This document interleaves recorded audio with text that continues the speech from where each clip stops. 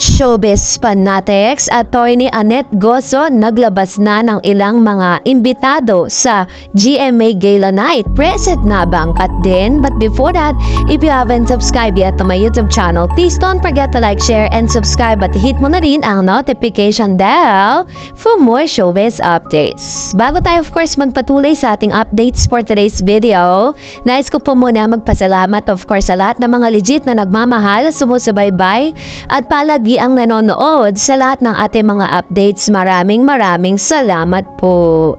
And of course, ngayon pag-usapan natin ito. Kung di nyo pa po napanood, no, kung saan meron pong confession si Maris Macal patungkol po kay Rico Blanco at kay Mr. Anthony Jennings. Kasi pinag-uusapan po yan sa social media ngayon, ano.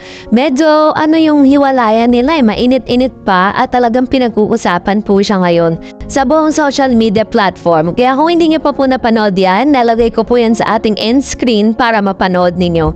And of course, ngayon nga pinag-uusapan din ng ilang mga kapuso at kapamilya ang patungkol dito na dahil sabi dyan is malapit-lapit na yung gala night po ng 2024 ng GMA ay mangyayari this coming July 20, 2024. So ilang araw na lang po yan, ano? Pero ang tanong po ng maraming mga netizen is makikita ba or kumbaga parang surprise ba tayo, no, na makita ang mukha ni Catherine Bernardo at Alden Richards sa tinatawag na gala night? Kasi this time, this is gonna be very exciting kasi kung mga nakarang buwan ay nakita natin yung ilang mga kapamilya star, no, dahil may collaboration ng GMA at ang ABS-CBN, kaya naman napaka-posible na mag-crossover ang mga kapamilya star dito po sa nasabing event. Pero according po kay Attorney Annette Gozo ay isinapubliko niya na po kung sino pa yung mga personal niyang inimbita. At isa na rito ang ilan sa mga kapamilya stars and kapamilya host ng It's Showtime. Present po dyan si Miss Vice Ganda, si Ann Curtis, Bong Navarro, yung iba pang mga host, Kim Chu, Jackie, and of course, si Jong Hilario. So, yan po yung mga present dyan. Di lang natin alam kung present din po si Chang Ami kasi last year, nandyan po siya. And of course, syempre, isa rin sa mga katanungan yan, aside from those It's Showtime stars, It's Showtime's host, meron pa bang ibang iniimbitahan? Ganito, ina-expect kasi natin na parang magiging present, no? Itong si Alden Richards, syempre dahil siyang pinaka A-lister stars po ng GMA, imposible siyang mawala. So, ina-expect din natin that this year, magiging special dahil makakasama niya sana itong si Miss Catherine. Pero hanggang sa ngayon, kapag po sinesearch, kasi gusto ko maihatid sa inyo yung tamang balita with regards to this. Baka kasi may mga lumabas na mga prior sa news na ito na kinukumpirma na, no? Wala pa pong mga list na inilalabas or wala pa pong confirmation na makakapunta or imbitado nga si Miss Catherine. Kasi may mga consideration din kasing iniisip ang mga kapuso stars or kapuso executives like Miss Annette Gozo. At alam naman natin na si Miss Catherine, lahat ng gagawin niya sa showbiz, lagi pong trending yan. Kahit po sa pinakamalaking event, kapag nandun ang isang Catherine Bernardo, laging siya ang pinag-uusapan. Kaya ang ang gala night is a Thanksgiving for GMA for the whole year. Parang yung pinaka-anniversary nila, parang ganon ganon yung celebration. So ang peg nila talaga is i-cater ang lahat ng mga stars ng GMA. So, kung papupuntahin pa nila ang isang Catherine Bernardo, baka naman maagawan na naman ng spotlight ang ilang mga stars ng GMA. So, yun yung mga consideration na iniisip. And of course, syempre, kung mapapansin niyo si Miss Catherine, diba, hindi siya masyadong lumalabas sa mga noontime program. Kasi yung tinatawag na element of surprise, ganyan po ang ABS-CBN. Kapag mga big stars po nila, hindi yan masyadong pinalalabas sa mga ganyan na mga event, diba? Talagang gusto nila mas ma-preserve yung big star na ito, katulad po ni Miss Catherine Bernardo. Kaya ko po ito nabanggit sa inyo.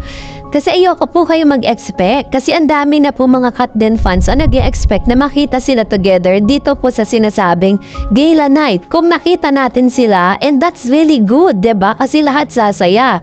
Lahat po gusto natin mangyari yan. Kasi this is gonna be the first time At of course, makakatulong din po yan para po mas maipromote at masolidify ang mga fans ng Kat din, diba? Ganon yung purpose. Pero there is also a reason behind kung hindi man natin siya makita doon po sa gala night, diba? So, ginawa ko to not to para po saktan kayo or para po hindi kayo paasahin sa kung ano man po ang pwedeng lumabas sa social media.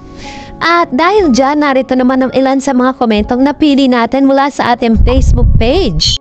Sabi po ni Ma'am Shirut Tanyag, huwag po ninyong pangunahan sina Kat at Alden. Kung iyon po ang gusto nila, ang private life, idalang po natin yon.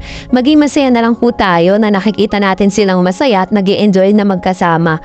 Siyempre po, sino ba ang hindi matutuwa kapag inamin nila na sila na talaga? Kaso ang problema ngayon po ay hindi na sila umaamin. Napakarami ng bashers nila, pilit silang sinisira. Hindi mo sila maintindihan kung naiinggit ba o nagagalit or both, di lalo na kung aamin na sila sa publiko. Ito yung sinasabi ko sa inyo, hindi pa man sila umaamin, sinisiraan na how much more kapag umamin sila sa publiko, edi kabi-kabilaan po yung mga bashing. Lahat po ng mga gagawin ni Alden, bibigyan ng ng meaning. Lahat ng gagawin ni Miss Catherine, bibigyan ng meaning yan. Hanggang sa masira sila dahil sa mga garong bagay, diba?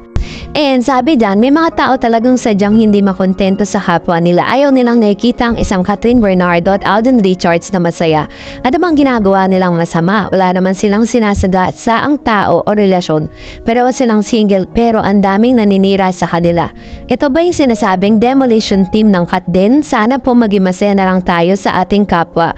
Lalo na't wala silang inaapakang tao. True naman, diba? And pagdadagdag pa ni Ma'am Shirut, they're just doing their job at kasalanan ba na mahalin nila ang isa't isa? Anyways, thank you Miss Dared sa makatotohanan ng pagbabalita. Wala kang kinikilingan kung ano yung tama, yun ang binabalita mo. Count on me Miss Dared. God bless po. Thank you Ma'am Shirut Tanyag sa inyo pong palagi ang panonood at palagian ninyong pagtitiwala po sa ating channel. And of course, maraming salamat din sa pagbibigay ninyo ng opinion patungkol sa mga isyong ito. Thank you so much. Sabi ni Love Me Magnanaw, marami talagang insecure sila kay Kat kasi ibang level up na si Kat sa kasikatan niya. Mabait na bata na may respeto sa kapwa, down to earth pa, di maarte. Sige, bas niyo si Kat, lalo siya sa misikat at ginagawa ninyo kasi di ninyo tanggap na sikat na talaga sikat hanggang bash na lang kayo. Yahoo, woo, boom, panis mga bashers, inggit, insecure, pikit. O, diba? Totoo yan. Napakarami po mga bashers ngayon ni Miss Catherine at ni Alden Richards sa social media. And we do not know kung ano ba talagang napapala nila sa kakabash, diba? Bakit? Why not nasuportahan na lang nila? Kaya, leave it alone. And of course, sabi ni Ma'am Shirut, sobrang mahal talaga ni Alden si Kat, kaya umiiwas na siya kay Sanya para wala na rin masabi ang mga bashers. Kahit alam naman nating magkaibigan ng sila, pinapakita ni Alden na ganon siya kasincere kay Kat.